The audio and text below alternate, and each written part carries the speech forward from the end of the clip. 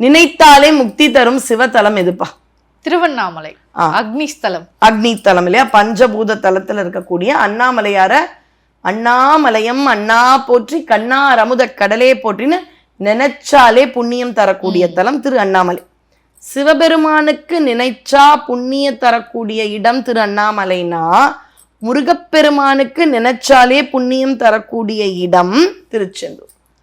யாராவது கேட்கலாம், இல்லம்மா இப்ப நீங்க திருச்செந்தூர்ல கூட்டம் இருக்கு, கும்பாபிஷேகம் வருது, அதனால லிங்க் பண்றீங்களான்னு கேட்கலாம்.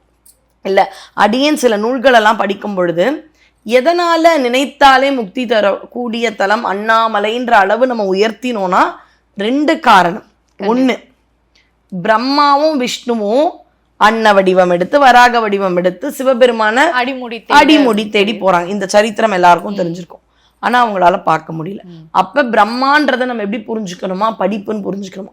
நான் PhD படிச்சுட்டேன், நிறைய புக்ஸ் படிச்சுட்டேன், நான் முருக சொற்பொழிவாளர்னு ஆணவத்துல எல்லாம் போனா எனக்கு அருள் கிடைக்காது.